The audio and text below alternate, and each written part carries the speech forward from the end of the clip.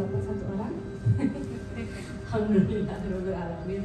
Hari ini perdana. Terima kasih juga kepada ibu-ibu yang berkenan dan mau bersedia berbagi bukunya hari ini. Terus mudah-mudahan sih nanti ada beberapa banyak lagi yang bisa ikut bergabung di sini. Terima kasih juga Ibu Ali yang memberikan idenya bisa sharing di sini perpustakaan buat Ina. Terima kasih Bu Dendeng, terima kasih sama Rara buat kopinya juga. Bu Dendeng kalau mau kopi mana nanti di sini ada kopi. Mudah-mudahan hari ini kita dapat ilmu yang bermanfaat ya Bu Yuli ya. Dan mudah-mudahan juga nanti teman-teman yang bisa bergabung dengan berbagi atau sharing sama hari juga. Ibu-ibu kita menikmati hari ini dari buku yang akan dibacakan kita juga. Terima kasih banyak. Wassalamualaikum warahmatullahi wabarakatuh. Mantap Bu Yuli. Baik, terima kasih Bu Dian, Bu Ali, Bu Nanden, Mbak Rara, sama aku panggilnya Mbak Irma dari Bu. Baik, assalamualaikum warahmatullahi wabarakatuh. Hari ini kita mau sharing tentang buku yang pernah saya baca. Sebenarnya sudah lama saya baca buku ini ya. Tapi menurut saya ini menarik gitu, apa yang sering kita dengar tentang pendidikan di Finlandia. Gitu. Ketika kita baca bukunya, ternyata yang kita dengar itu hanya sedikit dari yang sebenarnya sesungguhnya. Ya. Nah, buku yang saya baca ini adalah judulnya Tips Like Finland. Di sini isinya tuh semua tips sebenarnya, tapi tips ini diceritakan oleh si penulisnya namanya Timothy D. Walker. Timothy ini adalah guru tadinya, guru SD di Amerika, gitu ya. Nah, nanti saya ceritakan siapa gitu ya. Oke. Nah, beliau adalah guru di Arlington, Massachusetts, jadi guru SD. Memiliki istri memang asli orang dari Finlandia, ya. Nah, jadi namanya Johanna istrinya. Nah, ketika mengajar di Amerika, ini ceritanya ini, dia tuh merasa kayak exhausted. Kok capek banget ya jadi guru gitu ya. Harus nyiapin bahan, harus ngajar, belum nilai, belum apa. Dan murid-muridnya juga merasa nggak menyenangkan sama sekali dengan sistem pendidikan yang ada di Amerika. Jadi anak-anak itu jadi capek, dikasih PR, nggak dikerjakan, lebih suka main di luar. Jadi intinya chaos gitu kelas itu. Nah, setelah 12 karena ketika ternyata itu ya, ketika mereka si Timothy ini mengajar, dia itu stres karena bekerjanya itu minimal 12 jam, bahkan kadang sampai malam jam 9 masih meriksain tugasnya murid dan sebagainya gitu ya. Nah, pada tahun 2013 bulan Juni, dia diajak ngobrol sama istrinya. Kamu mau nggak kalau kita pindah aja, karena hidup kita di Amerika tuh nggak happy, nggak bahagia. Jadi akhirnya mereka memutuskan untuk pindah ke Finland dan ngajar di sana gitu. Nah, walaupun prosesnya panjang ya, pasti pindah negara ngajar itu kan izinnya, SIM-nya dan sebagainya ya gitu. Tapi alhasil akhirnya beliau bisa mengajar di salah satu SD di Helsinki gitu ya. Nah, pada saat mengajar pertama itu juga nggak mudah karena dia masih membawa mindset Amerikanya ke Finland. Dan dia melihat kelasnya masih vakum. Kemudian cara mengajarnya dia juga masih capek karena yang dipakai adalah masih cara Amerika gitu ya. Nah, kemudian dia berbicara, diajak ngobrol dengan kepala sekolahnya, dengan guru-gurunya. Akhirnya dia share bagaimana sih sebenarnya mengajar ke Finland. Thank you ya Bu Juni.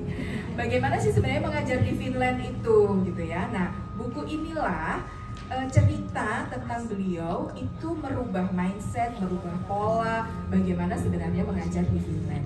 Nah, sebelum kita masuk ke sana, mungkin Bapak dan Ibu tahu mungkin ya, ini fakta yang katanya gitu ya.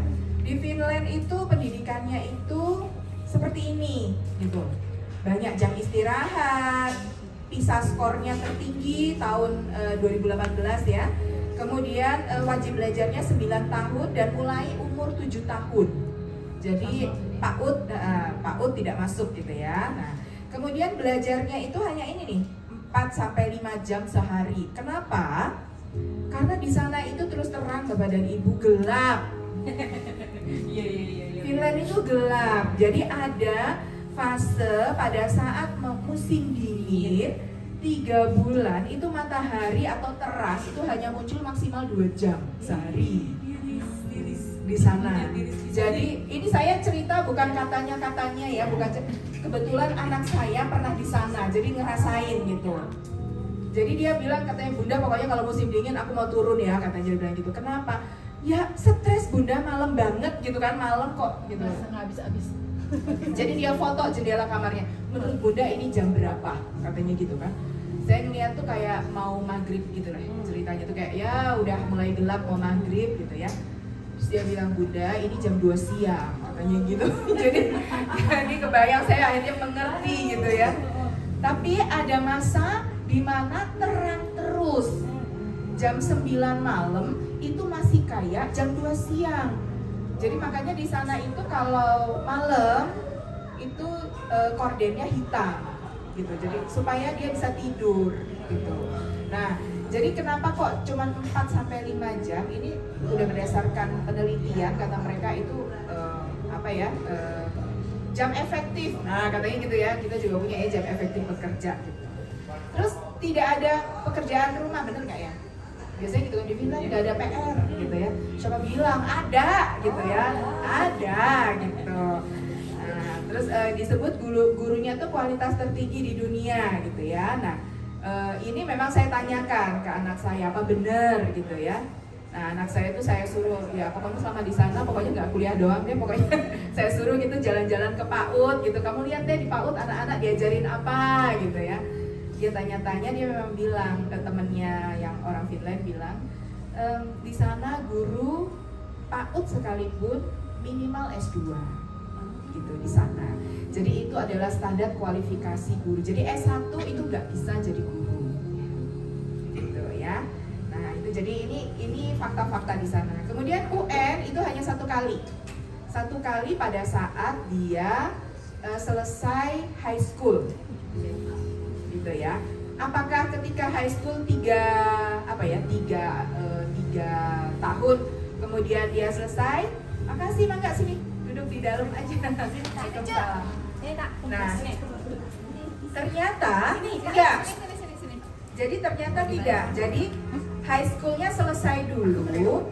Kemudian kalau mau kuliah baru UN. Kalau nggak kuliah nggak UN. Jadi UN itu untuk standar masuk kuliah gitu. Itu di sana seperti itu. Nggak ada. Jadi dari SD, SMP, pokoknya intinya selama sekolah itu rapotnya narasi, tidak ada ujian. Ujian UN nasionalnya hanya 1 kali ketika mau kuliah, terlebih kalau mau kuliahnya ke luar negeri gitu ya. Itu malah double kata dia. Ada MIT kayak semacam MIT gitu ya. Nah, jadi memang sistemnya benar-benar membebaskan anak-anak dari yang namanya ulangan atau ujian gitu di sana. Nah, tapi benarkah gitu ya? Nah, kita akan coba masuk ke tipnya dulu gitu ya.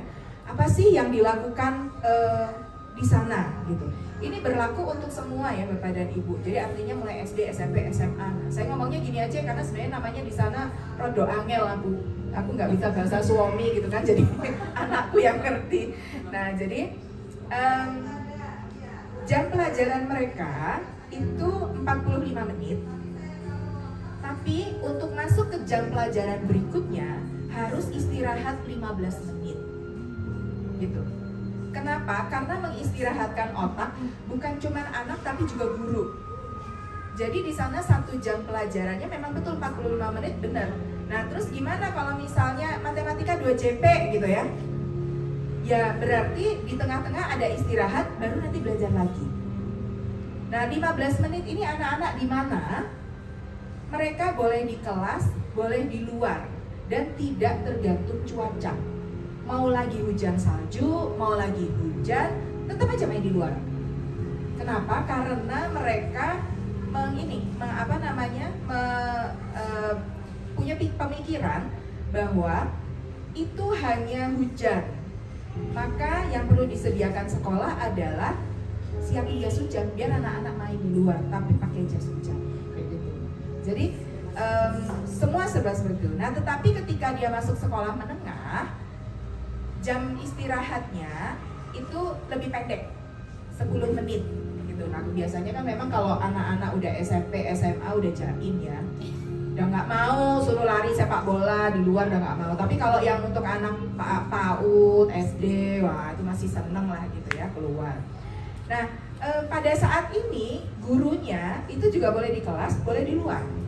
Mereka boleh minum kopi, boleh ngobrol sama teman guru lain gitu ya. Nah, jadi intinya, dan itu bukan berarti mereka harus ngomong pelajaran di tempatmu gimana, bukan. Jadi benar-benar istirahat, boleh ngegosip istilahnya gitu, boleh gitu. Si curcol. Gitu, nggak boleh kelamaan tapi. Nah, oke, itu tips yang pertama. Kemudian tips yang kedua, mereka itu apalagi terutama untuk anak-anak ya yang di usia PAUD SD gitu ya, belajarnya harus sambil bergerak gitu. Jadi misalnya nih mereka belajar berhitung, bukan menulis angka 1, 2 sampai 10, tetapi mereka bisa saja dikasih gambar mereka loncat-loncat, angka 1 mana mereka lari gitu, angka 2 mana gitu ya, atau berkumpul, berkelompok gitu kayak anak playgroup kan gitu ya.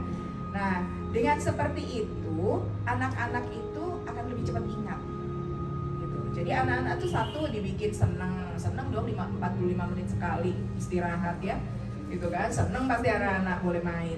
Terus habis gitu mainnya sambil bergerak gitu ya.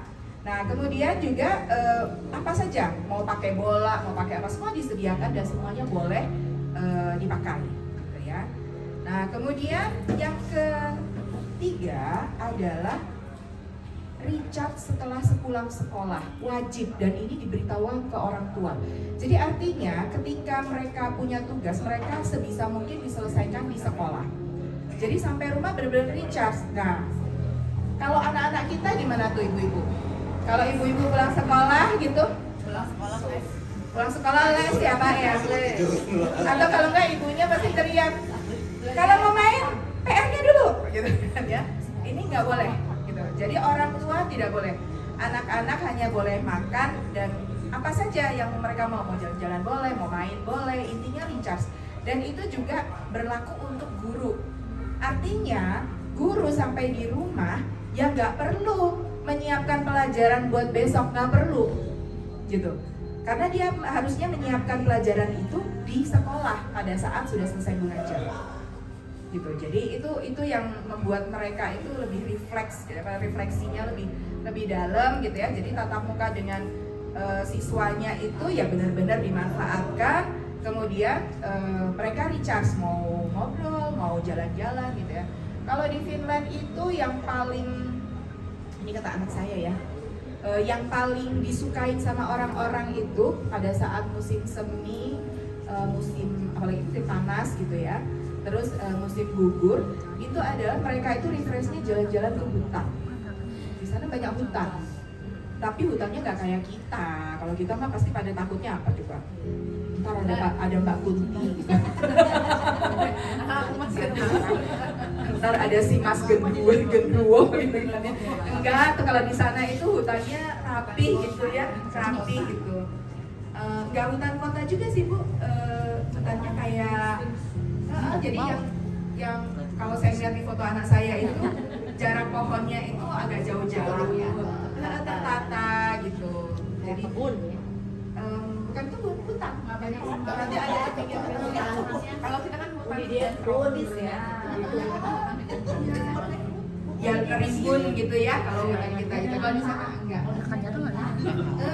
Pita, semut, ular, terus apa namanya bis gitu ya, apa namanya tawon, itu kan yang ditakutin ya. Kalau di sana emang kebetulan nggak ada gitu. Nah kemudian setelah itu ini yang kalau menurut saya ya jarang nih. Jadi mereka itu menyederhanakan ruang kelas dengan harapan anak-anak fokus ke pelajaran.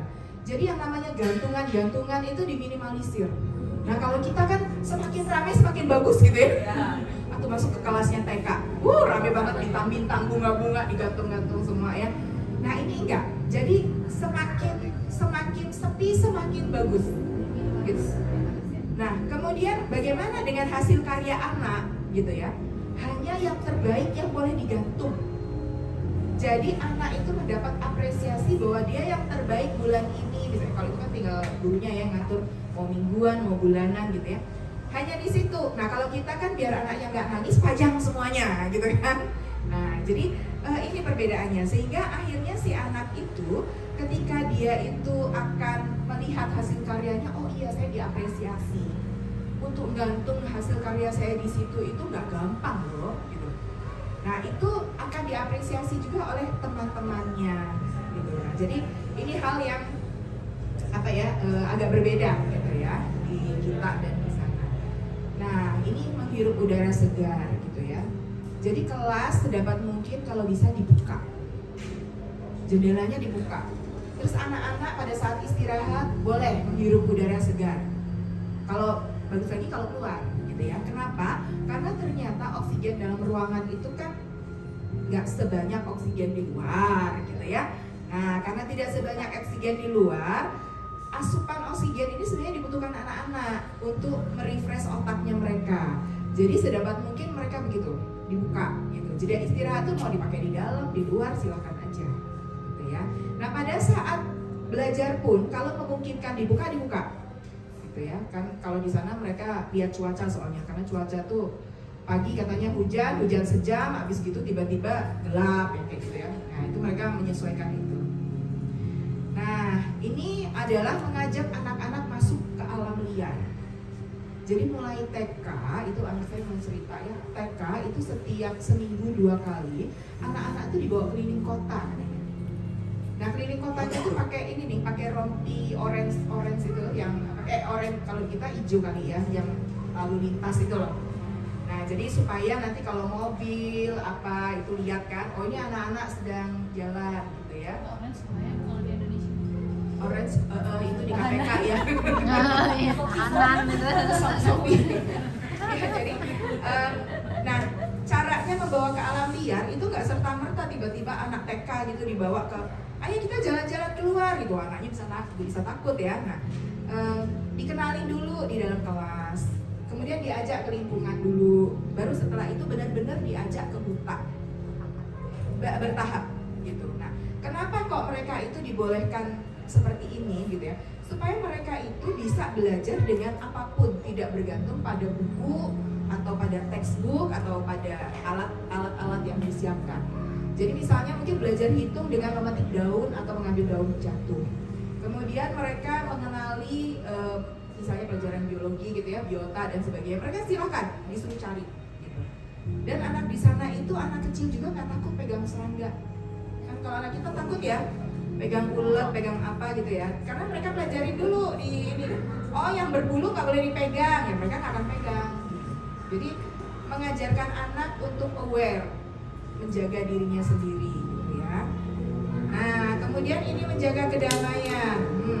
Apaan kedamaian gitu ya. Jadi guru itu bukan yang cuap-cuap di kelas terus. Jadi anak-anak dibolehkan dengan aturan. Nah, makanya kalau tahu yang Merdeka Belajar pasti ada komitmen di kelas ya. Nah jadi pakai aturan. Kemudian di setiap kelas ada pengukuran kebisingan. Dan anak-anak diajarin, ada alatnya kok itu ya. Jadi kayak termometer gitu modelnya. Jadi nanti anak-anak itu ketika dia melihat, oh ini udah sampai yang warna merah gitu ya, maka anak-anak dengan otomatis shutdown mereka, mengurangi volume bicaranya gitu. Jadi anak-anak tuh benar-benar satu tadi, kalau ya memang kita kalau dimasukin, coba Bapak Ibu kalau masuk ke rumah sakit atau otomatis diem kan? Bukan karena kita tahu di situ ada yang sakit, enggak. Kalau di klinik kan kita juga tahu lah ya, klinik kan juga banyak orang gitu. Tapi pasti gitu, otomatis kita pasti gitu. Nah, sekolah itu disetting seperti, bukan habis itu sekolahnya harus kayak rumah sakit enggak ya, tapi memang pemilihan warna, pemilihan peletakan apa segala macam itu membuat anak-anak itu menjadi shutdown, gitu, lebih tenang, gitu ya. Nah, diajarin mindfulness, diajarin yoga itu dari kecil. Seperti itu, ada sesi-sesinya seperti itu. Karena anak nggak sama ya. Nah, ada ada juga yang menarik ketika baca buku ini adalah mereka itu punya pojok di kelas. Pojok ya, pojok di kelas. Di situ buat anak yang merasa hari itu tidak merasa nyaman. Boleh tiduran di situ sambil dengerin gurunya. Boleh dia kalau dia lagi ngambek, dia akan pergi ke pojok itu gitu. Jadi di dalam kelas itu ada penanganan untuk anak-anak itu sendiri, dan anak-anak itu tahu kalau dia memang lagi merasa tidak enak gitu ya, dia akan jalan minta izin, Bu, saya mau ke situ. Nah, gurunya udah tahu, oke.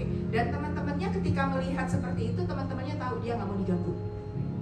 Gitu. Jadi membangun awareness-nya si anak ini tadi itu memang dari kecil dibuat seperti itu, dan fasilitasnya ada gitu. Nah, kalau kita mah kenalnya apa sih namanya gitu tuh? Ada apa sih? Pojok buku di kan. Enggak, kalau di SLBT Bapak Ibu. Kalau di SLBT ada namanya ruang apa yang dikunci buat anak yang tantrum. Nah, buat anak yang tantrum itu dimasukin ke ruangan dikunci. Itu ada seperti itu. Kayak detention room sih, tapi ya mau gimana gitu ya, tapi Biar tenang gitu maksudnya. yang ada juga tambah ini gitu ya, yang ada juga tambah karena dia dikunci sendirian.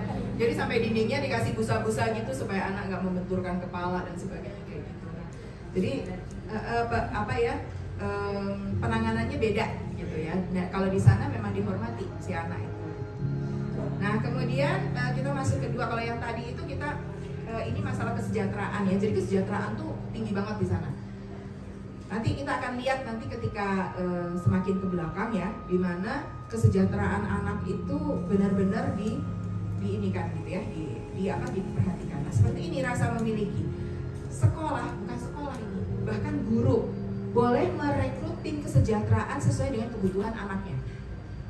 Jadi itu guru itu bisa lo kerjasama sama suster, sama dinas sosial, sama guru khusus gitu ya. Walaupun levelnya guru gitu. Karena apa? Karena memang muridnya butuh itu gitu ya. Jadi muridnya itu perlu penanganan khusus. Misalnya ada anak yang mungkin dari, kalau misalnya itu apa ya, foster parents misalnya gitu ya, anak angkat ya, anak asuh. Itu kan penanganannya beda sama anak-anak yang dia mempunyai family utuh yang benar-benar gitu. Kalau di kita misalnya anak-anak dari panti asuhan. So, anak-anak dari panti asuhan jarang ya yang masuk sekolah reguler di kita ya. Biasanya mereka disekolahin di sekolahnya sendiri, biasanya gitu. Nah, kalau di sana mereka dicampur di sekolah reguler. Nah, maka penanganannya ada dinas sosial di sana, ada guru pendidikan khusus, ada nurse, ada dokter, tergantung kalau anak itu punya disability-nya apa. Nah, itu kewajiban guru untuk membangun tim kesejahteraan ini, termasuk orang tua di sana. Jadi guru yang membangunkan komunikasi kebutuhan anaknya, gitu. Supaya apa? Supaya pelajaran dia bisa diterima dengan si anak dengan baik. Gitu. Nah, yang kedua, guru wajib mengenal anak sampai ke latar belakang keluarganya. Kalau perlu datang ke rumahnya, nanya-nanya, wawancara sampai ke tetangganya. Bayangin sampai ke tetangganya. 20 orang.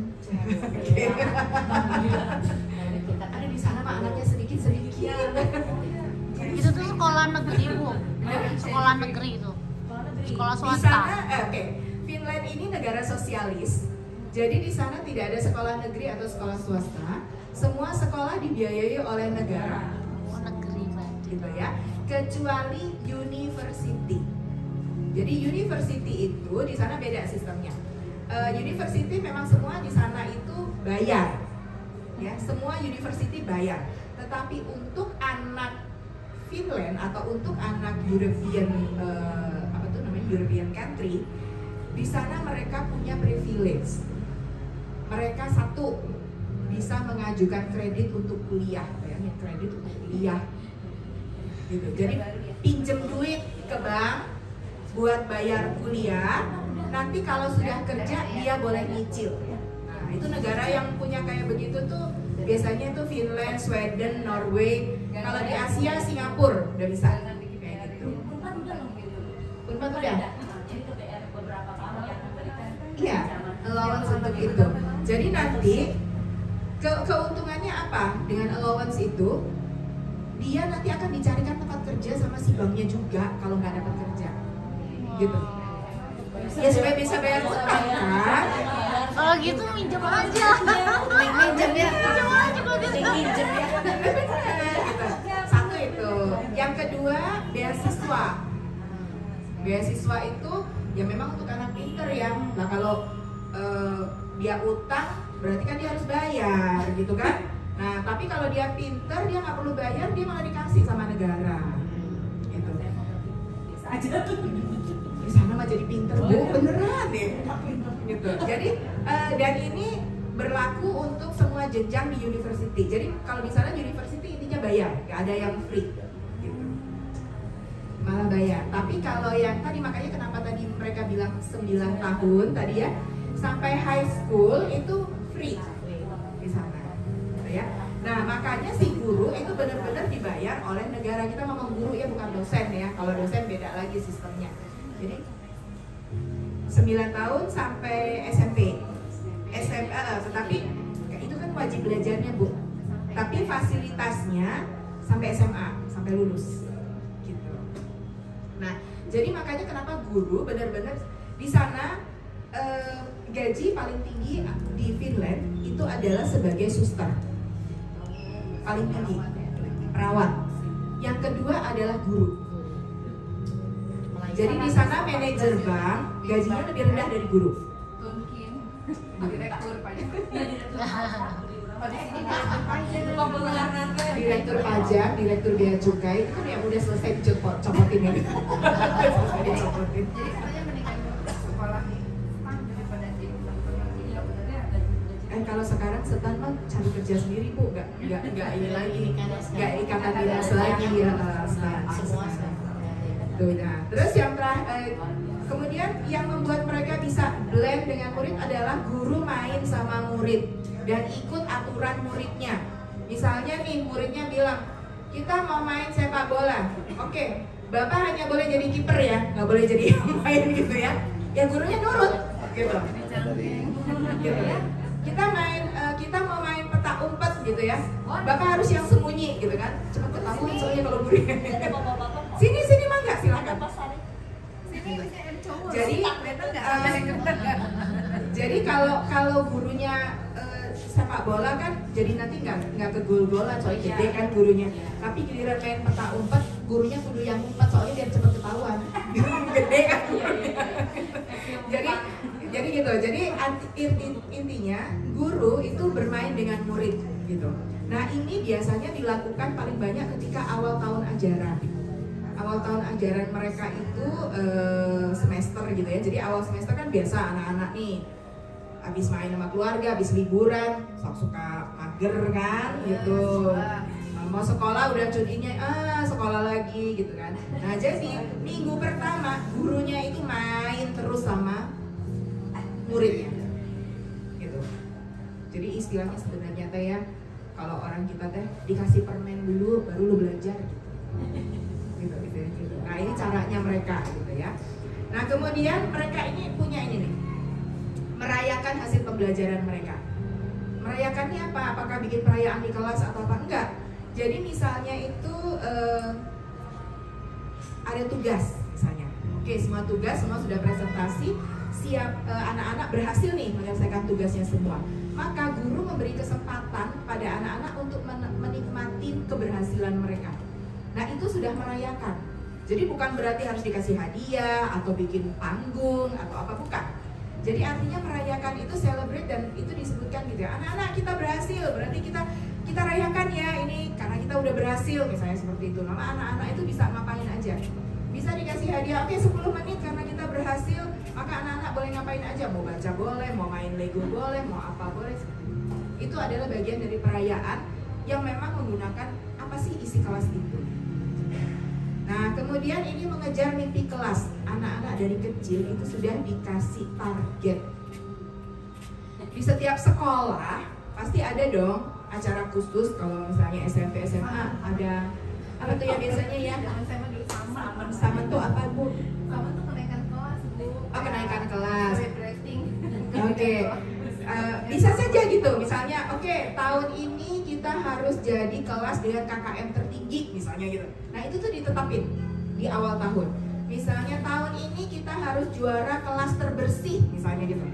Tahun ini kita harus mengumpulkan dana untuk apa gitu ya, misalnya seperti itu, harus charity atau apa. Itu diberikan kepada muridnya supaya si murid ini tadi, ya kita udah sampai mana, dan semua murid itu bekerja, mereka dibiarkan membagi tugasnya sendiri-sendiri gitu ya. Ada tanggung jawab, dibikinin rapat walaupun kecil-kecil ya, maksudnya anak masih kecil-kecil gitu ya, tapi diajak ya, targetnya juga jangan susah-susah tuh Pak gitu ya. Targetnya sesuai gitu ya dengan anak. Nah di Finland mereka tuh punya acara ini nih, namanya kemah kelas. Jadi kemah kelas ini kalau di Finland anak-anak itu nanti akan berkemah, kemudian mereka akan menampilkan apakah hasil karyanya, apakah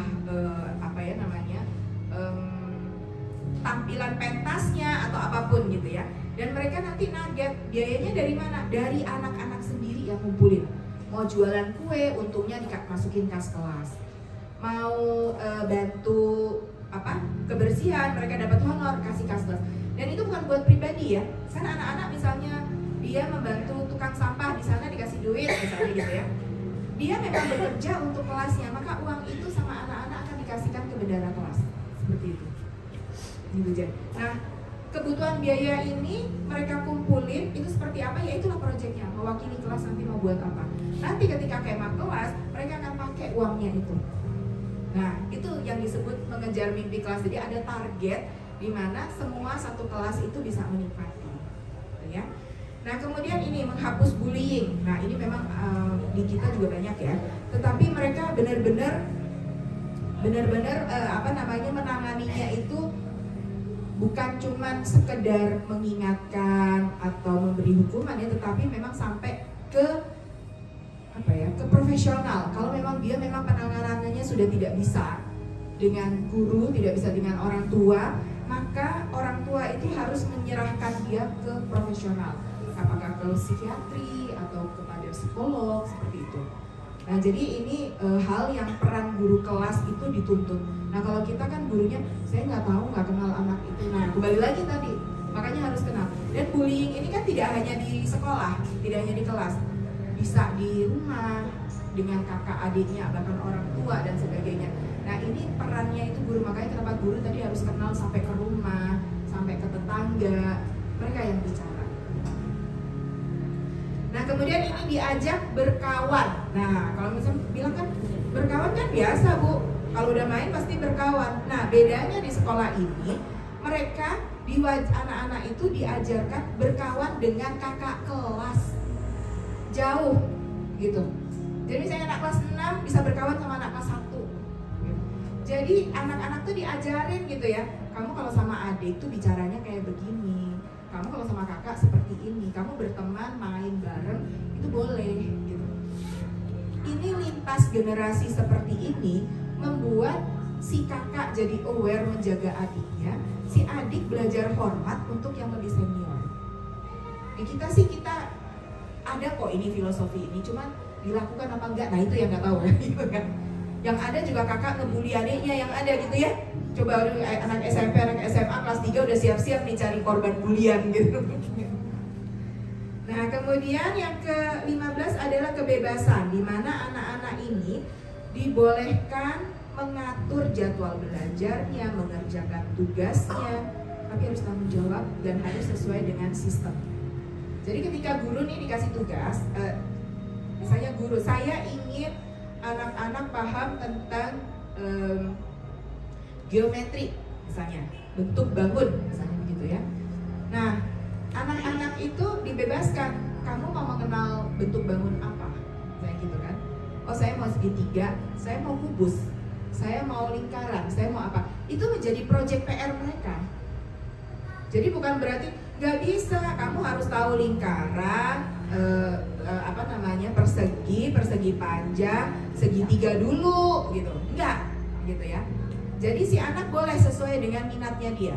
Nah kemudian dia harus presentasi kan di depan. Nah temannya nanti akan belajar dari temannya itu. Seperti itu. Dia boleh milih. Kemudian misalnya, enggak, saya maunya nanti presentasinya pakai gambar aja di flip chart misalnya gitu ya. Boleh. Enggak, saya maunya saya mau buat bola dari balon misalnya begitu. Boleh gitu. Jadi apapun yang anak-anak mau dibebaskan selama itu anak-anak bisa melakukannya. Fungsinya guru di sini apa? Fasilitator. Gitu. Jadi bukan gurunya kemudian ngatur. Anak-anak nanti kita bikin bukan trapesium, apa itu namanya? Piramid. Nanti anak-anak bikin ya, besok bawa karton semuanya. Kita nanti gambar ya, itu kan kita dulu ya sekolah. Bikin piramid misalnya, atau bikin silinder, bawa karton, nanti kita bikin kartonnya harus yang gini. Kartonnya salah aja udah dibully sama sekelas gitu kan. Gitu. Nah ini enggak, mau bikin silinder dari kaleng bekas boleh, mau bikin silinder dari apa boleh. Jadi intinya anak-anak dibebaskan, yang penting adalah makna dari pelajaran itu sampai. Gitu. Nah kemudian selanjutnya adalah meninggalkan batas. Nah ini ruang gerak siswa iya, tetapi kan tetap harus dibatasin ya, gimana ini ya. Nah, jadi maksudnya di sini adalah anak-anak ketika mengerjakan tugas itu, mereka itu tidak mengubur kreativitasnya kayak tadi, gitu ya. Mau bikin silinder dari kaleng bekas boleh, bentuknya kan silinder, kaleng susu, gitu ya. Tetapi ketika ada temannya yang mengatakan enggak, saya maunya gambar, saya bikin pakai bayangan, pakai apa, boleh juga, gitu. Jadi anak-anak itu diberikan kelonggaran untuk mengerjakan semua tugasnya. Guru cukup memberi kepercayaan dan membantu ketika anak kesulitan. Jadi membantunya itu bukan mengatur, membantunya itu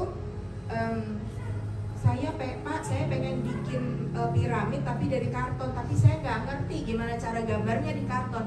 Guru boleh ngasih arahan itu, tetapi bukan berarti kamu sih makanya pilih tugasnya begini jadi repotkan saya. Nah bukan begitu gitu ya. Kemudian yang ke-17 adalah menawarkan pilihan gitu ya. Mau tugas yang mana, mau seperti apa, asal tujuan pembelajarannya sampai. Nah makanya di sini ketika akan menilai, guru benar-benar harus paham ya, maksudnya murid mengerjakan di buku dengan murid mengerjakan dia membuat prakarya, murid mengerjakan dalam bentuk nyanyian atau puisi misalnya seperti itu, guru harus mampu menilai semuanya. Jadi tidak bisa yang mengatakan kamu karena cuma nulis doang, kamu nilainya 7 aja ya, cukup ya. Ini karena karena dia capek nih kerjainnya pakai prakarya, ini dikasih 8 gitu ya. Nggak boleh begitu gitu. Karena yang dinilai adalah pemahaman si murid. Ketika dia bisa menjelaskan dan dia sudah mengerti, maka dia berhak akan nilainya. Jadi bukan akhirnya bagus-bagusan tuh kalau yang bikinin pembantunya di rumah atau ibunya, mamahnya, atau ya beda, bagus atau jadi 8 nilainya gitu. Nah itu seperti itu. Nah kemudian membuat rencana belajar bersama siswa. Nah ini yang memang di kita belum pernah ada. Jadi guru itu akan ngasih tahu nih, misalnya pelajaran bahasa Indonesia semester ini kita harus paham tentang sastra apa yang mau kita ambil, tentang puisi apa yang kita mau. Oh ada pantun, ada fabel, ada ini, ada itu dan sebagainya gitu ya. Maka murid dikasih kebebasan, oke kita mau mana duluan nih yang kita pelajari. Tugasnya mau bentuk apa nih? Kemudian di schedule sama si guru. Maka murid akan mematuhi apa yang menjadi kesepakatan mereka. Seperti itu. Sehingga tujuan pembelajaran tercapai, capaiannya bisa dicapai, murid mengerjakannya dengan senang. Karena apa? Dia akan lihat, habis ini gini loh. Oh berarti aku harus siapin ini, gitu ya. Dia akan excited menunggu sesuatu yang dia rencanakan. Kan dia yang rencanain sendiri. Kapan ya, kok nggak sampai ya ke sana? Tunggu, sabar. Ini rencana temenmu dulu, besok rencanamu. Ya, seperti itu. Jadi ini adalah hal-hal yang dilakukan guru di sana. Kemudian ini membuatnya menjadi nyata. Nah ini menarik banget. Karena apa? Misalnya nih murid bilang, nggak usah murid kita aja dah ya. Kayak kita ini sekarang itu ya Bu Dian ya. Kapan ya kita bisa membaca buku tebel males kan gitu ya. Tapi pengen tahu isinya gitu kan. Nah kita sekarang lagi membuat itu jadi nyata gitu. Nah sama ini guru juga sama. Ketika murid bilang kayaknya di sekolah nih bosen cuma disediain dispenser sama air putih gitu ya, sama aqua gitu. Kapan ya di sekolah kita itu ada mesin es krim misalnya gitu. Guru yang kreatif, kepala sekolah yang bagus akan kerjasama dengan Walls atau dengan Campina gitu ya, atau dengan apa gitu ya, kemudian meletakkan itu di pojok itu. Bayangin aja ketika anak yang punya ide lihat itu, wow banget buat anak. Karena apa? Oh ternyata saya didengerin loh. Nah di sana itu anak-anak biasa gitu kan, tadi diajak jalan ya, anak-anak diajak jalan-jalan. Oh kalau jalan di situ kita nunggu bis panas, gak enak gitu ya. Terus kalau hujan gitu. Akhirnya mayor itu apa ya kalau di sini ya? Wali kota atau apalah ya mungkin ya, ke dinasnya itu mereka juga sering keliling loh di sekolah sana, nanya anak-anak kamu mau apa lagi gitu ya. Nah itu ketika anak-anak itu bilang, aku mau di sana itu ada perosotan dong di taman hutan sebelah sana. Dan kemudian ketika setengah tahun berikutnya misalnya itu terjadi, bayangin aja anak yang ngasih gitu, oh ternyata suara saya didengar loh sama wali kota gitu. Padahal siapa saya, cuma murid gitu kan. Nah itu, jadi membuat itu menjadi nyata dengan bantuan orang dewasa itu di sana dilakukan. Nah kemudian juga tuntutan tanggung jawab ya. Jadi anak-anak memang diberi kepercayaan dengan pengawasan ya. Itu dilakukan sedini mungkin. Di sana anak-anak tuh sangat biasa habis makan itu minimal gitu. Kalau ini kan sekolah beda-beda ya, naruh di tempat kotor gitu kan. So di sini di kita tuh banyak loh restoran yang udah begitu. Nah bapak ibu udah bisa begitu belum? Di bawah di restoran bawah kita juga gitu kan ya, di tempat makan. Iya, jadi kan artinya ketika habis makan kita taruh di tempat kotor gitu ya. Nah ini anak-anak juga sama, itu mulai dari kecil dilakukan gitu. Ada yang sampai nyuci bekas makannya gitu ya, tergantung, kalau itu kan fasilitas sekolah ya. Terus nih ajarkan ini untuk penguasaan ya. Jadi yang keempat ini penguasaan. Jadi penguasaan murid terhadap konten ini itu tidak serta-merta dengan cara guru. Kalau muridnya nggak bisa, berarti gurunya harus tahu murid ini nggak bisa diajarin dengan cara kayak begitu. Jadi mengajar pada hal yang sangat mendasar supaya guru itu peka ya terhadap kebutuhan kelasnya. Nah ini adalah hal-hal yang menurut saya agak bersimpangan dengan yang kita dengar. Orang kan mengiranya wah di Finland tuh belajar aja pakai iPad, belajar pakai teknologi, bener ya? Padahal lihat tuh, gurunya itu masih menggunakan buku paket loh di sana. Karena untuk mata pelajaran tertentu memang perlu, tetapi ada yang tidak perlu gitu. Nah ini adalah hal-hal yang mereka mix antara yang konvensional, tradisional dengan yang modern. Berdasarkan kebutuhan dari si kelas tersebut, si murid tersebut. Nah, buku pegangan guru. Nah, di kita tuh para guru nih maunya paket. Sekarang pada ribut kan IKM. Buku panduan gurunya mana? Buku soalnya mana? Buku tugasnya mana? Contohnya seperti apa gitu ya? Apalagi sampai template, ampun. Sampai template. Nah, di sana guru itu bebas mengambil guru pegangan dari manapun, mau produksi Gramedia, mau produksi Jasindo, boleh, sepanjang itu memang dibutuhkan untuk murid untuk belajar, karena fungsinya hanya pegangan, karena guru tidak boleh pakai buku pegangan ini langsung untuk mengajar. Itu di sana. Jadi mereka harus meramu. Jadi mereka ngambil intisarinya. Oh saya mau mengajar ini, saya pakai cara ini buku pegangan saya ini. Oh tapi anak saya yang itu nggak bisa, oh berarti saya harus pakai yang ini. Jadi setiap hari memang mereka bikin RPP singkat, tetapi dari berbagai buku panduan. Jadi yang misalnya semester ini dia mengajarkan pelajaran seni dengan cara ini misalnya ya, semester depan belum tentu, karena muridnya beda gitu. Nah di situ ya. Nah kemudian mereka memanfaatkan teknologi untuk yang hal perlu. Jadi nggak, yang tadi saya bilang nggak semua di dalam iPad gitu ya. Nah kalau mereka mau mempelajari botanical misalnya, di hutan mereka kan juga ada kekayaan itu ya, botanical itu. Tapi kalau misalnya mereka ingin mempelajari botanical untuk daerah tropis, di sana nggak ada. Ya mau nggak mau buka iPad, gitu.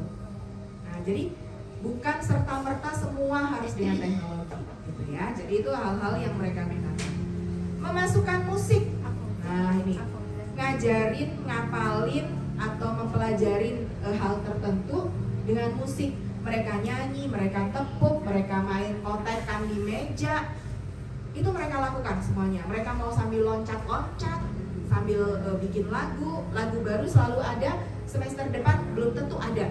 Maksudnya semester depan lagunya bicara hal yang sama, belum tentu itu rhyme-nya gitu.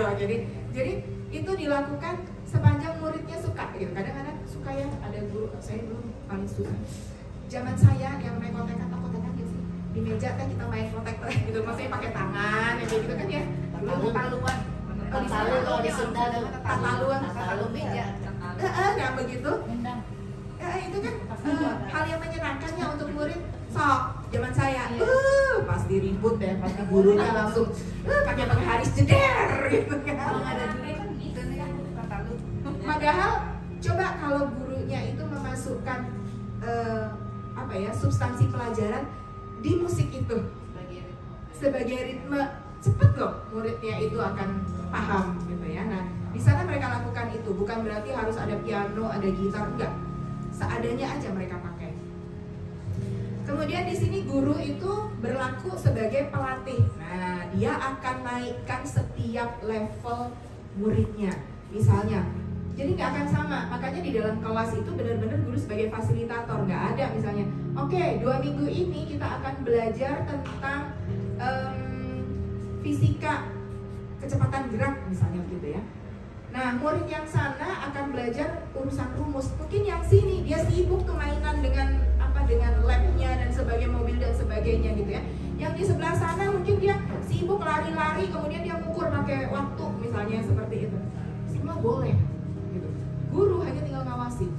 Dan ketika dia lihat misalnya, oh dia yang ini sudah bisa nih mengukur kecepatan gitu kan, saya naikin levelnya kan, dipanggil gitu ya si murid, kemudian dibilang, kamu sudah menguasai yang ini, sekarang kamu coba kuasain yang ini. Maka dia akan berpindah topik gitu. Nah itu makanya fungsinya guru sebagai pelatih, di mana dia memberikan stimulasi kepada muridnya itu sesuai dengan memang kebutuhan murid-murid itu tadi. Ya ini prakteknya, tipsnya gitu ya. Nah kemudian ini juga pembuktian pembelajarannya, di mana penilaian tradisional memang masih ada Bapak dan Ibu. Dimanapun juga ya tetap harus diukur ya, ada nilai. Tetapi nilai tidak menjadi laporan kepada orang tua. Nilai itu kita butuhkan misalnya ya gimana kalau kita ngasih soalnya 5, gimana cara nilainya gitu ya. Tetapi dari nilai itu dia bisa menarasikan si guru itu. Jadi nilai itu alat bantu. Si guru akan menarasikan kepada orang tua, anakmu sudah bisa mengerjakan ini. Yang ini dia belum kuasai. Jadi karena belum kuasai, sekarang gimana nih solusinya? Jadi orang tua bukan cuma di-reportin doang. Nggak cuma dikasih laporan doang. Gimana nih caranya supaya dia menguasai ini? Mau dikasih tugas tambahan, atau kamu mau ngasih ngajarin, atau kamu mau lesin? Nah itu pilihannya ada di orang tua. Gitu. Nah kemudian nanti anaknya dikasih tahu, nih kamu belum menguasai ini, karena semua harus tuntas. Beda ya kalau kita coba sistem rapot kita dikasih nilai 7 misalnya di rapot. Artinya sebenarnya nih Bapak dan Ibu, kita hanya menguasai 70% dari materi semua materi, benar nggak? Apakah kemudian tahun berikutnya materi yang nggak selesai tadi itu dipelajarin lagi? Enggak kan? Karena udah ganti lagi subjeknya kan? Nah bayangkan perbedaannya dengan cara metode ini tadi, dimana anak harus tuntas paham semua materi. Nah itu bedanya ya. Nah kemudian ini tadi yang saya bilang ya, mendiskusikan nilai gitu ya. Nilainya itu bukan berarti harus nilai 8, 9, bukan ya. Tetapi itu tadi yang tadi, dari 10 materi kamu tuh udah menguasai 7 loh. Belum masuk di kelas saya udah menguasai 7 nih. Tinggal 3 lagi. Gimana nih yang 3 lagi kamunya seperti apa? itu didiskusikan kepada murid. Bebas, saya mau capai sebulan, kemudian setelah itu nggak ada pelajaran ini lagi, boleh. Kan satu semester itu di sana kan cuma 4 bulan, karena ada libur dan ada musim yang nggak jelas gitu ya. Jadi 4 bulan atau karena 3 bulan setengah. Nah selama 3 bulan setengah kamu harus menguasain 10 materi misalnya.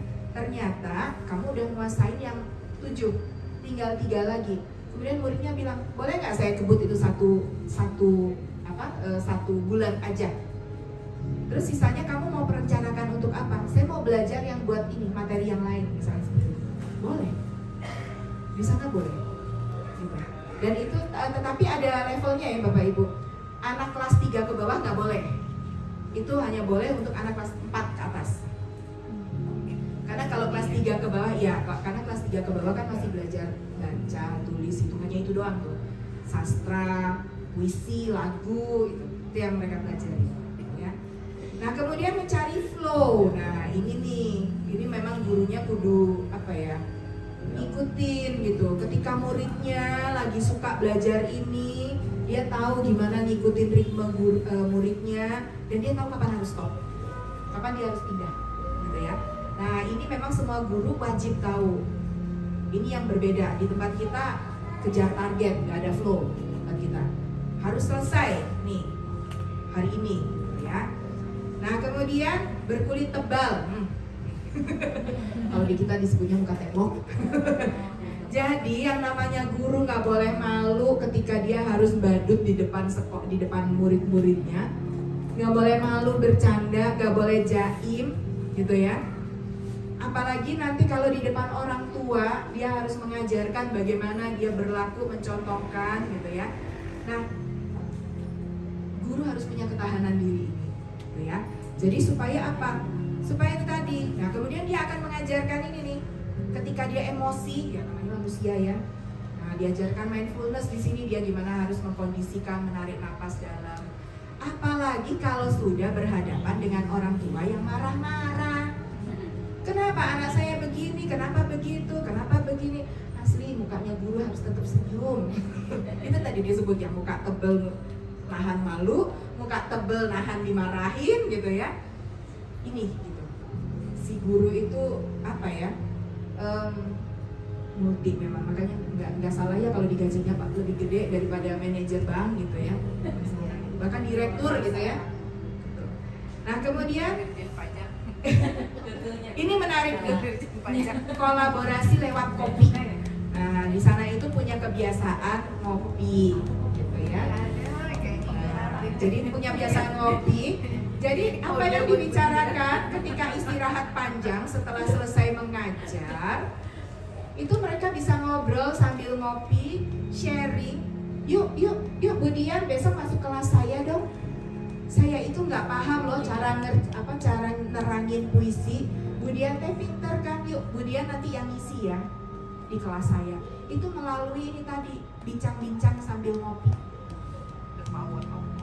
Besok lagi, Bu Jumi, besok ajarin ya anak-anak nih gimana caranya berselancar di medsos gitu misalnya. Karena supaya anak-anak bisa browsing nih materi-materi ini. Jadi di sana guru tuh kolaborasi, nggak sekedar di RPP. Gimana nih ya, kita bikin tema ini, kamu nanti ini ya. Nggak sekedar itu Bapak Ibu. Jadi kadang-kadang kita capek kadang-kadang ya. Saya lagi nggak enak, ibu guru biasanya saya lagi PMS malas ngajar.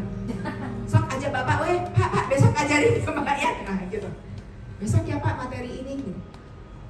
Yang saya dengar kalau di Indonesia, ketika guru nggak menguasai satu topik di pelajaran, dilompati. Saya nggak ngerti ngerjain ini. Anak-anak, kemarin kita udah selesai ya di bab 6. Sekarang buka bab 8. Bab 7-nya mana dulu? Bab 7-nya belum, nanti aja. Sekarang bab 8 dulu penting, besok mau keluar untuk ujian. Itu tuh biasanya.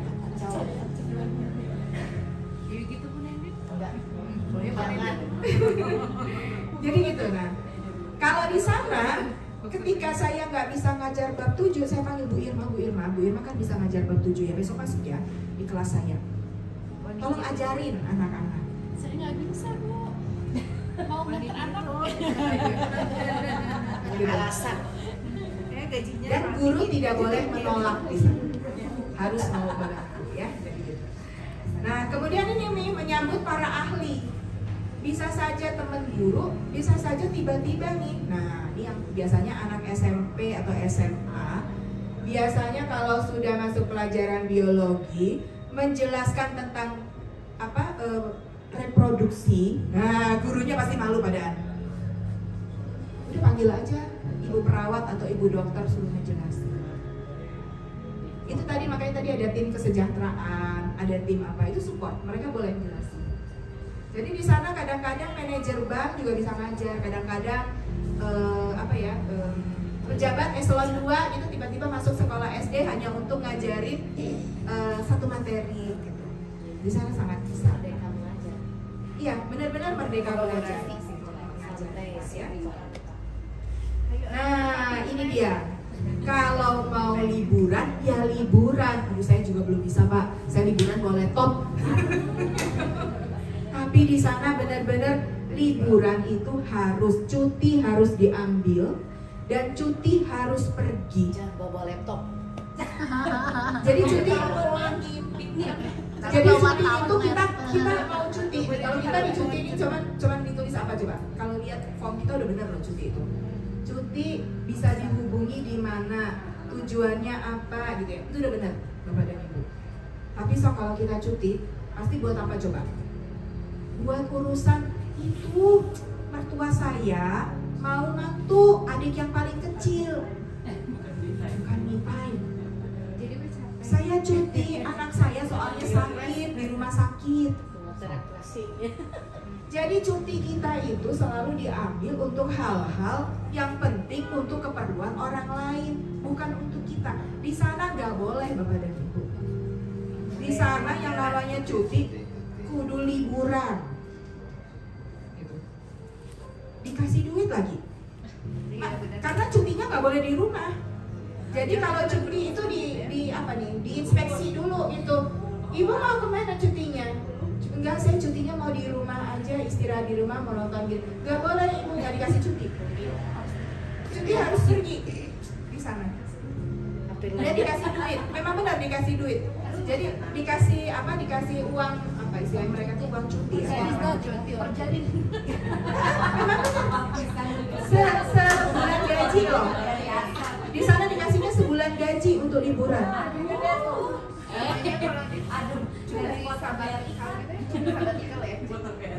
Kalau kita bukan buat itu, kita ada gaji ke-13 kan? Iya. Buat lebaran, buat bayar sekolah. Jadi makanya ini perbedaan budayanya signifikan banget ya. Di sana manusia itu begitu dihargainya gitu ya. Sementara di kita untuk keluarga dan untuk ya nggak salah juga gitu ya, tetapi sedikit kebanyakan manusia. Kebanyakan orang. Ini yang terakhir, jangan lupa bahagia. Ini sangat penting, bukan cuma urusan liburan baru bahagia, enggak Bapak dan Ibu gitu ya. Bahagia itu simple gitu ya. Ketika mengajar kita sukses 1 semester dan itu membuat kita bahagia, harus dinyatakan bahwa I'm happy with this class. Dan itu disebutkan kepada semuanya. Gitu ya. Jadi ini adalah pola-pola pikir yang memang beda budaya ya, tapi bukan berarti kita nggak bisa loh Bapak dan Ibu. Gitu. Saya melihat anak-anak di generasi yang sekarang nih, Gen Z, Gen Alpha, ini sudah menjadi titik berat buat mereka.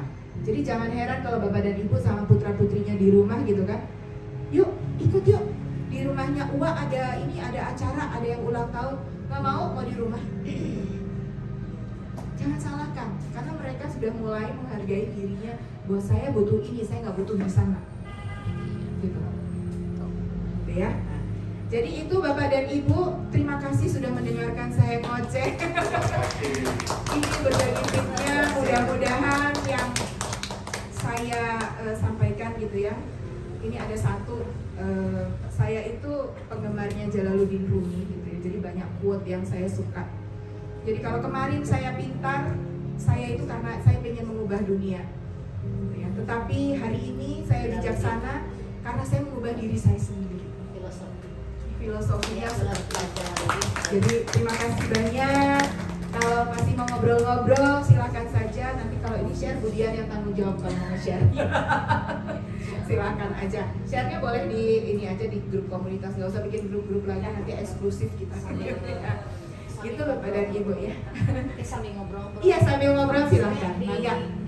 ini ya di Indonesia ya di kita sendiri dulu Ya. saya pernah jadi guru juga ya. Ya. Pernah itu jadi kurikulum berbasis kompetensi, cuma hanya sebentar itu.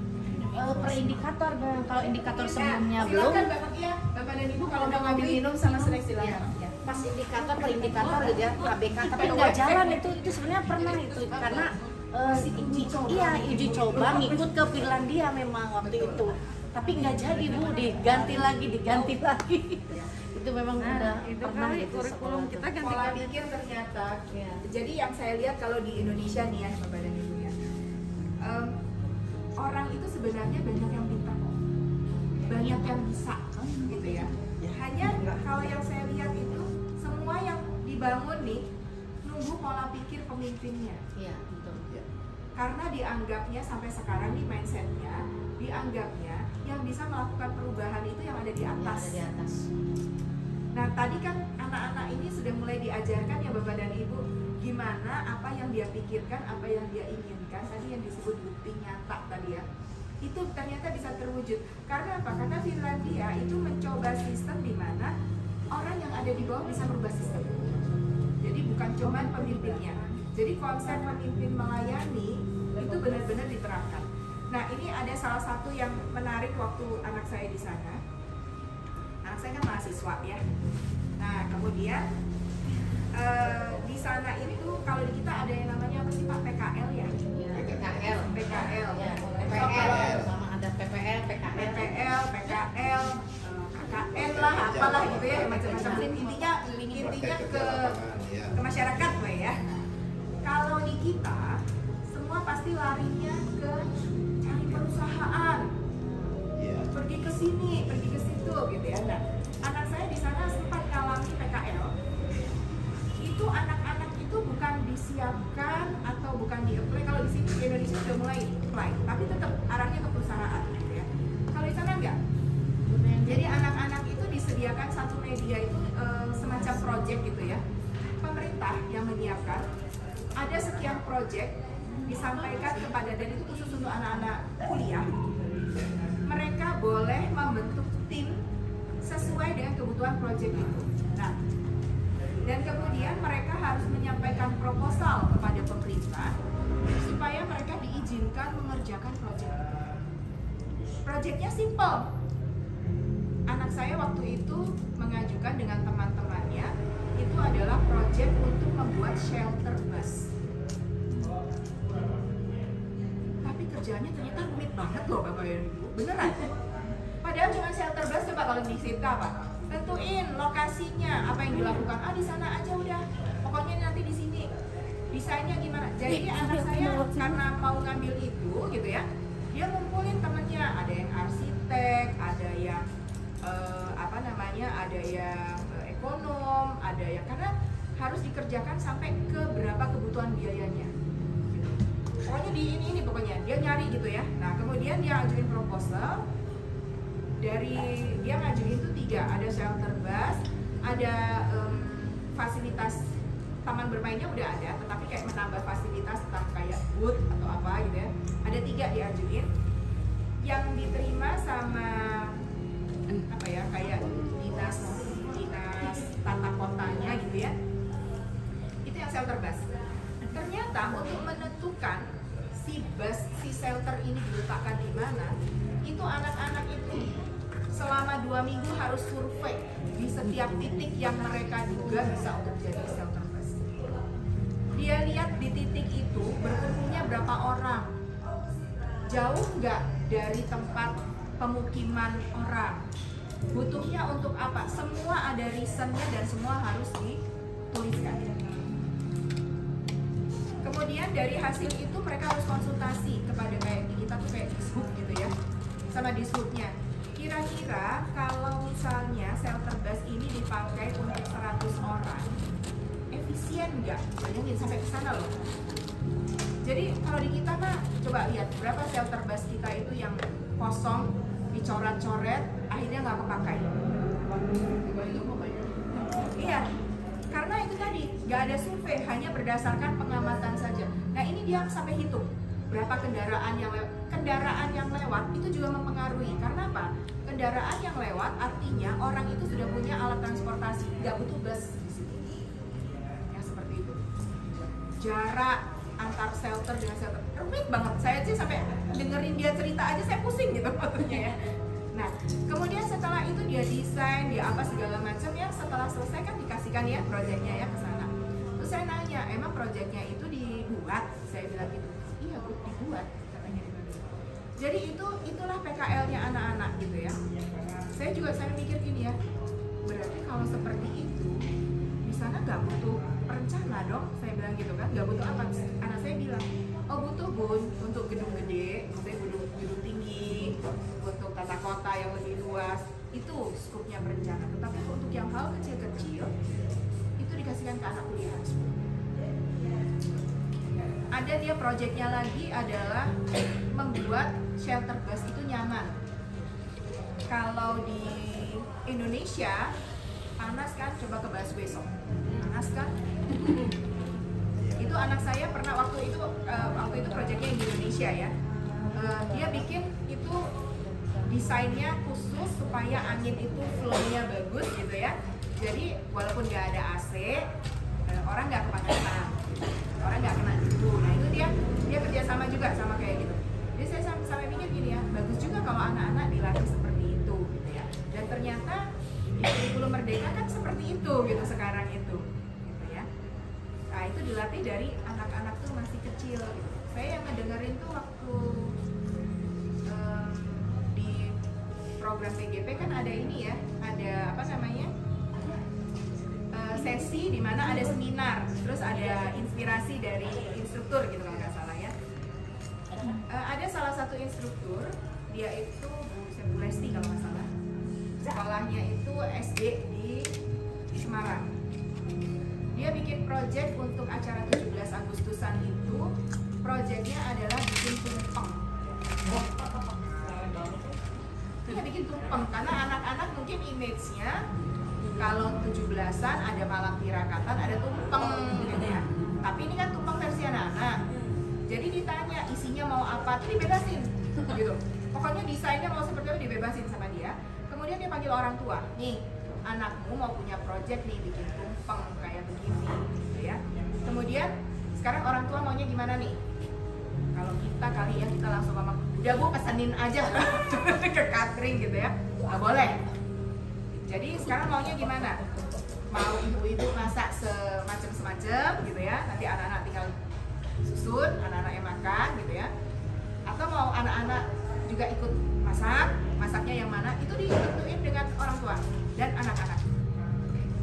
Dan setelah proyek itu jadi gitu ya. Jadi anak-anak waktu itu dipilihnya, anak-anak itu ada yang goreng kerupuk, ada yang goreng kacang gitu ya, yang mudah-mudah gitu. Kalau bikin ayam goreng mah punya gitu ya, ayam gorengnya. Pokoknya anak-anak bilang, aku mau ayam goreng gitu. Ada yang gak nyambung loh.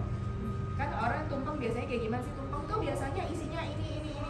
Enggak, ayamnya nggak mau ayam goreng, ayamnya KFC bubur gitu.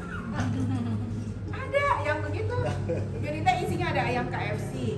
Terus kalau jadi intinya isinya itu sesuai dengan anak-anak gitu. Ada enggak, saya mau kentang goreng bubur di situ. Mana ada tumpeng pakai kentang goreng gitu kan? Adanya juga sambal goreng kentang ya. Enggak, jadi seleranya benar-benar selera anak-anak di dalam tumpeng itu. Karena anak-anak kan yang makannya. Terus dibilang, nasinya nggak mau kuning, bubur nggak mau katanya. Nasinya mau merah putih, coba. Jadi dia nasinya merah putih. Ya pokoknya semintanya anaknya, dan guru ataupun orang tua tidak ada yang boleh bilang tidak, nggak boleh. Apa maunya anak diikutin, gitu. Dan kemudian diwujudkan. Jadi akhirnya ketika itu anak-anak diajak makan bersama.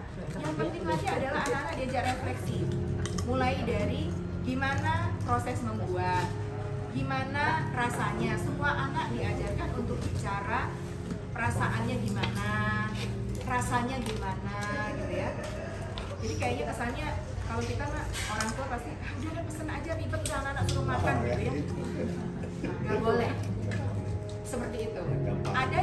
proyeknya adalah pada saat mau lebaran, ini lucu, pas mau lebaran,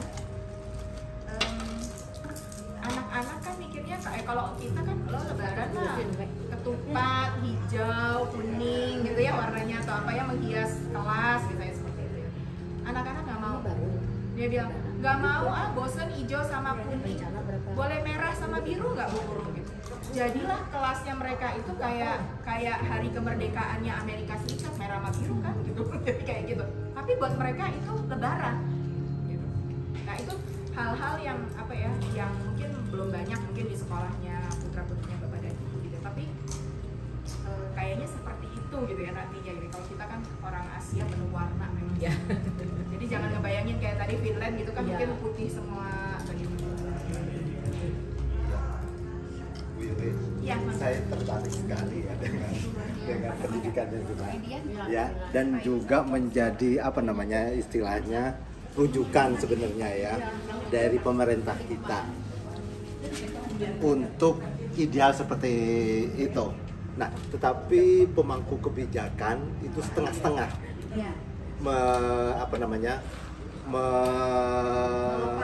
membebaskan kebebasannya. Jadi tidak benar-benar utuh ya. Contohnya bos kinerja aja ya. Sudah ditentukan gitu ya. Jadi tidak bisa mengeksplor keinginan kemandirian sekolah tersebut. Nah, jadi tetap pemerintah itu mengekang gitu ya. Jadi sehingga tidak ada kebebasan ideal seperti yang disampaikan Bu Lili barusan. Ya, karena mungkin kaitannya aku banget kali ya. Tetapi sebenarnya kita bisa kok. Mungkin tidak hanya tumbangan saja. Iya. Mungkin dalam hal pembelajaran dan sebagainya. Benar. Ya. Memang kalau misalnya ini memang dibutuhkan keberanian, Pak. Ya. Dari pusat mungkin kita sudah mulai membebaskan, tetapi mungkin pemerintah daerah juga masih tetap punya PR, gitu ya, karena ada kepentingan. Kita nih kadang-kadang tuh juga dengan adanya otonomi ini kita belajar untuk ininya tuh juga masih belum free bener gitu Pak. Maksud saya melihatnya gitu ya. Otonomi ini kan sebenarnya membebaskan pemerintah daerah, tapi ternyata pemerintah daerahnya belum punya kapasitas. Gitu ya. Ketika pemerintah pusat itu memberikan kebijakan, pemerintah daerah memahaminya itu sebatas yang letterlek tertulis di dalam panduan. Tapi memang benar itu Pak. Hal itulah yang menyebabkan Bupati Merauke masuk penjara. Gitu. Ini saya cerita flashback ya. 10 tahun yang lalu Bupati Merauke itu kan kita tahu ya Papua tuh kayak gimana sih kondisi alam dan sebagainya gitu ya. Nah pada saat itu di bos anak-anak bos sekolah kan terbatas ya, hanya boleh untuk menunggu, untuk bayar listrik, air, yang kayak gitu itulah ya. Nah yang namanya orang Papua kan mereka tingkat perekonomiannya rendah ya. Anak-anak ke sekolah tuh nggak pakai sepatu, rumahnya jauh-jauh, sekolahnya cuma sedikit, ya. Jadi pergi ke sekolah itu pasti terlambat Pak, gitu kan. Nah akhirnya bupati itu mengeluarkan kebijakan, anak-anak yang mau pergi sekolah setiap hari dibelikan sepeda, anak-anak yang ada di sekolah dibelikan sepatu, dan itu nggak ada di dalam panduan bos. Akibatnya kena sama BPK, penjara. Padahal duitnya benar-benar dibelikan sepeda, benar-benar dibelikan sepatu, dan anaknya terima dan anaknya pakai. Tetapi karena menyalahin aturan, masuk penjara. Karena dianggap menyalahgunakan kewenangan dengan menggunakan uang negara. Nah, ini hal-hal yang maksud saya itu yang masih gitu ya, paradigma di lapangan ini. Ada, padahal sebenarnya ini bupati udah bener loh. Kalau kita nyebutnya Merdeka Belajar bener loh, walaupun memang dia kebutuhannya itu ya, gitu. Tetapi kita di pusat masih mengekang benar kata Bapak. Karena memang di pusat masih belum paham Pak. Indonesia ini begitu beragamnya gitu kan. Sangat beragam banget gitu. Jadi memang sekarang sudah lebih baik ya, karena bos sudah agak fleksibel ya. Bos sekarang udah boleh beli sepatu, beli seragam udah boleh gitu. Tinggal sekarang eksekutornya nih, kepala sekolahnya aja nih, yang kapasitasnya dinaikin gitu ya. Tapi kayak tadi bos kinerja emang belum Pak, karena bos kinerja baru muncul kan baru sekarang nih Pak, baru nanti kalau udah dikritik, nah nanti pasti akan bebas lagi nih. Karena repotnya Pak, bos kinerja kemarin keluar, yang pertanyaan yang paling awal sama guru sama sekolah ditanyakan adalah, boleh buat pelatihan guru nggak, buat beli konsumsi, buat beli apa? Itu kan udah nggak jelas gitu ya. Ya itu. Ya itu. Itu. Di dalam pembelajaran juga seperti itu ya. Banyak sebenarnya guru-guru apa namanya pintar ya. Ya mungkin karena tidak didukung, ya lingkungannya tidak mendukung keseluruhannya, sehingga dia apa adanya juga mengajar dan begitu ya. Semuanya tidak dia mau mengembangkan diri juga terbatas gitu ya. Fasilitas Seperti juga benang terbatas. ruwet ya, Memang. yang dicari Memulainya. ujungnya itu susah ya. Saya akan memulai udah ketemu ujungnya, saya mengajar udah sesuai dengan ini, tapi ada saja penghambat-penghambatnya. Iya. Ya, nggak apa-apa, kita mulainya kan Memulai. dari situ. Kalau nggak dimulai kapan lagi? Itu Iya. aja sih. Iya. Prinsipnya kan di situ, kapan kita mau mulai. Awalnya ya memang seperti itu. Iya. Tapi saya kira sih sekarang udah mulai bagus ya. Mudah-mudahan sih diteruskan supaya jangan putus kata Bu Nenden tadi ya. Kalau putus sayang banget kan gitu. Iya. Tapi saya ngerasain anak saya di 3 tipe sekolah yang berbeda. Waktu SD dia seperti ini Pak, begitu bebasnya ngerjain tugas sekolah itu nggak harus duduk di kursi, dia bisa di bawah meja, bisa di karpet di longsoran, bisa di luar. Ngerjain pun nggak harus di buku, bisa disobekan kertas, bisa di ini dia. Jadi ini merdeka banget waktu SD. Giliran dia masuk SMP, masuk RSBI kan, ya walaupun katanya sudah lebih canggih, tetap aja aturannya banyak ya. Gitu. Dia ngerasain gitu SMP RSBI. Ketika di SMA dia dapat yang mix. Jadi antara yang bebas dan antara yang RSBI gitu. Dia dapat, dia ngerasain. Tapi ketika kuliah dia bilang sekolah yang paling menyenangkan saat kuliah. Bukan karena dia udah besar ya, tetapi memang fungsi di fasilitasinya tadi itu memang berasa banget buat dia gitu. Kayak dia PKL itu ya, kalau anak-anak yang pada umumnya kuliah, saya ngerasain Pak, nyari PKL saya pergi ke perusahaan, minta izin, apply-nya setengah mati gitu ya. Saya ngeliat anak saya kok gampang banget ya. Jadi anak saya itu udah disediain sekian perusahaan, sudah dikontak sama kampusnya, dia tinggal datang apply dan tinggal wawancara. Dia ngajuin 5, bisa 5-5-nya diterima, tapi nggak mungkin salah satu nggak terima. Bayangin aja, itu kan udah jaminan banget gitu, dipermudah gitu ya. Jadi saya cuma mikirnya enak banget ya kuliah di tempat kamu. Iya ya. Impiannya sampai ke sana. Udah beres masih di sana. Udah kerja sekarang. Ini udah 3 tahun ya anak kerja ya udah. Udah 3 tahun kerja. Jadi udah bebas. Memang di negara kita ya masih rumit ya, masih dalam kerja susah juga, bukan susah ya, tapi ke arah sana.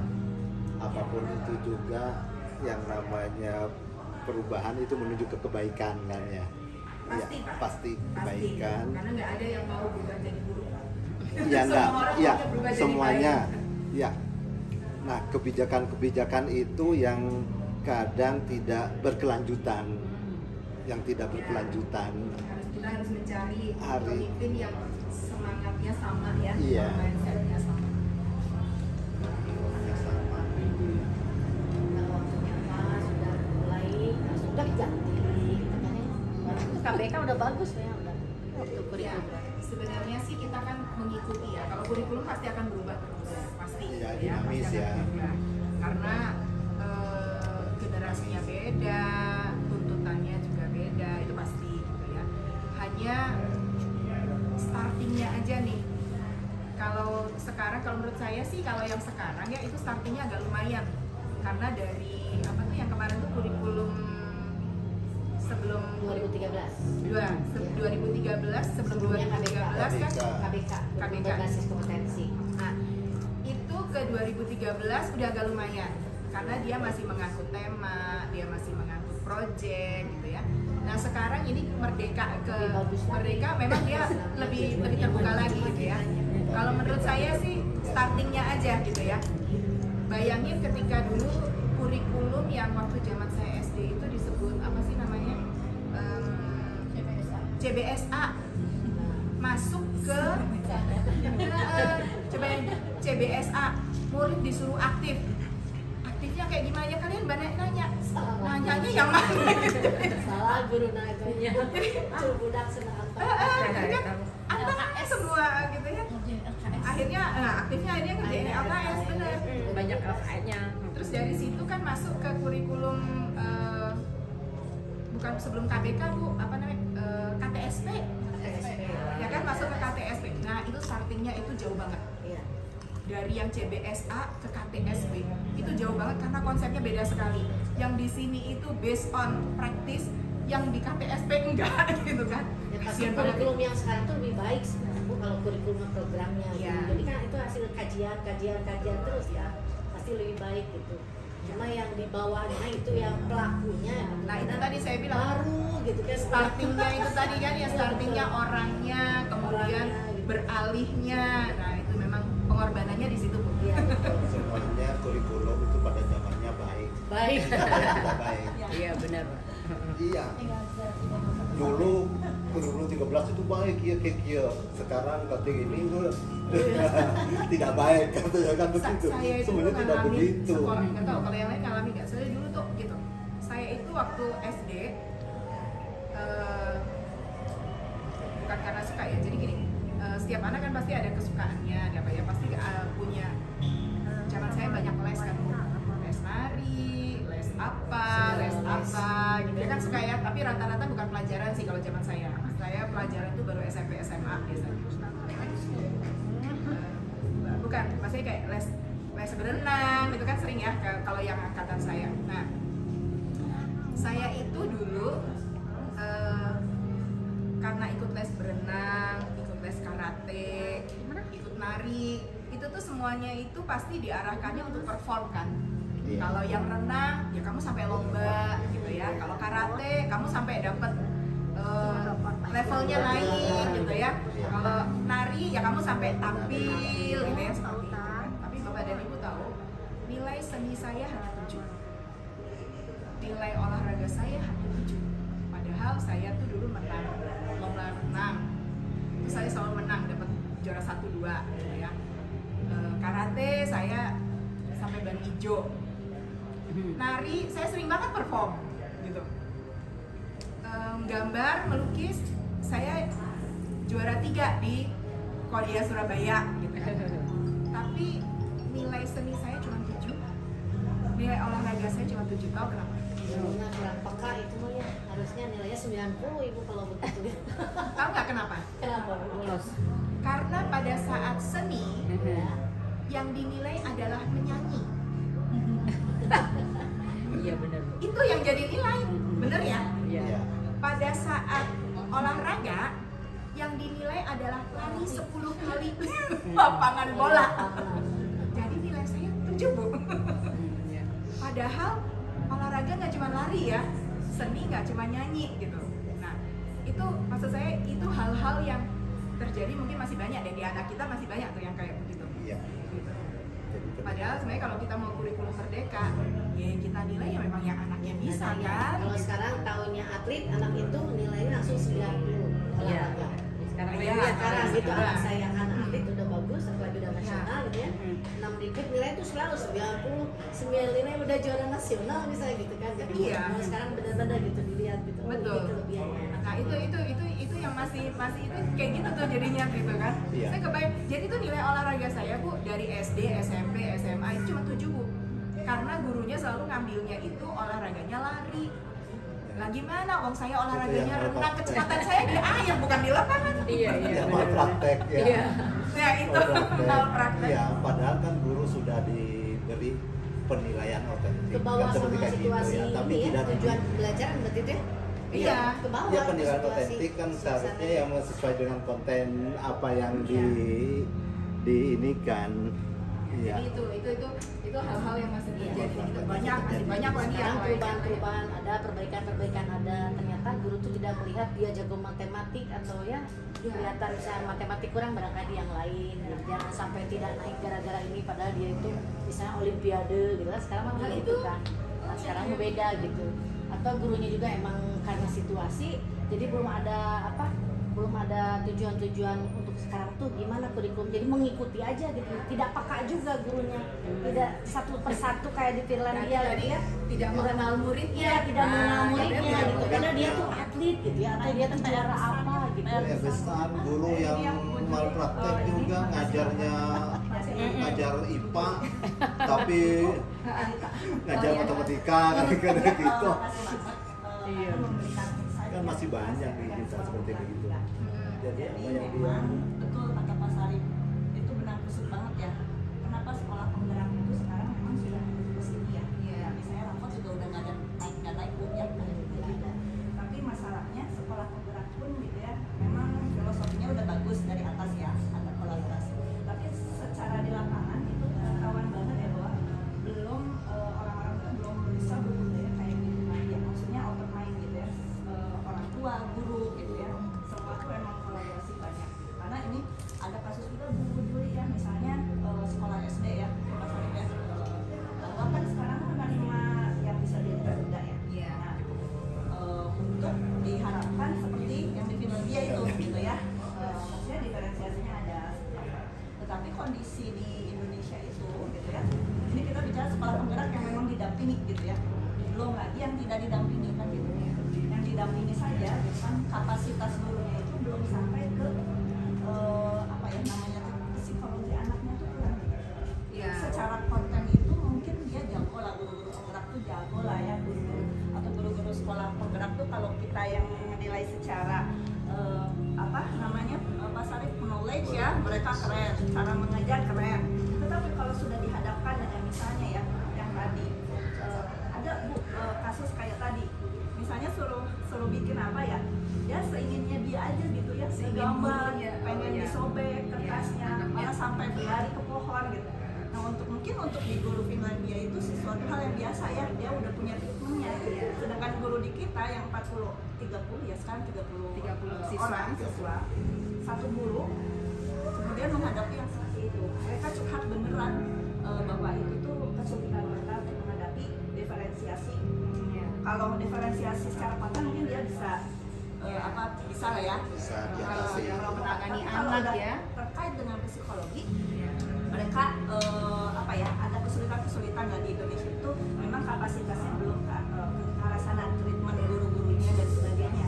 Belum lagi misalnya kalau kita kan karena tidak langsung ke lapangan ya Bu ya, menyarankan mungkin kolaborasi dengan pihak yang terkait disabilitas atau ke orang tua. Ternyata ada komunikasi dengan orang tua pun tidak semua orang tua itu open mind kayak di Finlandia menerima gitu. Anak saya baik-baik saja, jangan didiskriminasi. Jadi gurunya yang disalahin. Kayak gitu kan. Di Finlandia kan minimal itu S2 jadi guru. Enggak. Jadi Shadow teacher itu kan ada di pada Banyak saat terjadi di sekolah ya, dasar. betul itu. SD itu memang paling parah kondisinya. Padahal itu adalah poin penting kalau di Finlandia itu kan konsen penting kan pendidikan dasar itu. Makanya dia dibiayai sampai kuliah tidak gitu ya. Tapi bisa ada nanti balik. Jadi di kita itu shadow teacher itu hanya untuk sekolah-sekolah yang memang the have gitu. Yang memang fasilitasnya beda, yang bayar gitu biasanya. Nah kalau seandainya pun itu pun belum tentu sekolah yang sediain loh. Kadang orang tua sendiri juga harus bayar. Jadi intinya memang pendidikan di Indonesia ini masih bayar, intinya begitu ya. Sedikit pun pasti masih bayar. Nah itu memang salah satu yang nggak bisa kita tuntut tiba-tiba ada. Jadi memang sekarang satu-satunya sekarang siapa nih yang ada di kelas, makanya kenapa ada program LGP itu kan itu sebenarnya ya, supaya gurunya itu kembali aware dengan kondisinya, bukan ke kontennya, ke anaknya gitu. Karena kan di awal-awal kan banyak juga yang protes, kenapa sih sekarang ada guru penggerak itu kok tidak ada ke kontennya, tapi ke malah sosial dan sebagainya. Ternyata memang Karena itu masalahnya, bukan itu masalahnya. menemukan langsung. Berarti gurunya pun juga merasa saya baik-baik aja kok. Berarti itu salah satu barrier loh. Betul. Tapi kan kebanyakan guru juga banyak yang kurang peka juga kan ya. Nah, Ya itu karena dia Membaca merasa baik-baik merasa saja. baik-baik Nah, saja, itu. jadi tidak bermasalah di dia. Iya. Padahal Padahal sebenarnya masalahnya masalah banyak. dia bersumber dari dia. Iya. Iya. Masalahnya dari dia padahal. Kayak saya juga ada kasus sebenarnya dulu seorang menegur anak yang misalnya sekarang jam segini aja masih telat misalnya gitu ya. Cuma bullying udah. Gitu kan? Tapi guru tidak menyadari bahwa itu bullying. Kenapa anaknya misalnya ya curhat ke saya misalnya kan kalau mau macam ngobrol anaknya bahwa dia itu sampai tidak segan ke sekolah karena pasti kalau udah mulai telat nih gurunya udah ceritanya mungkin maksudnya baik ya tapi penyampaiannya ya itu Tidak menyenangkan di telinga anak. menurut anak mah itu kan bullying kan sudah bullying gitu ya Ya anak merasa tidak nyaman karena aku sebel banget tuh sama guru itu kenapa selalu Kan duluan, maaf. Iya, iya. Oh, Mas Arif. Kopi, Mas Arif. banyak soalnya sampai tuh kayak Finlandia gitu ya kita bukan berarti kayak Finlandia ya. Kita melihatnya kan positif ya di sini kenapa kok buku ini yang saya pilih gitu ya. Karena memang kan satu kita punya ini ya, punya kepentingan gitu ya di situ gitu ya. Terus kedua saya lihat ini tips, jadi mungkin agak mudah ya kita membahasnya tadi dia tips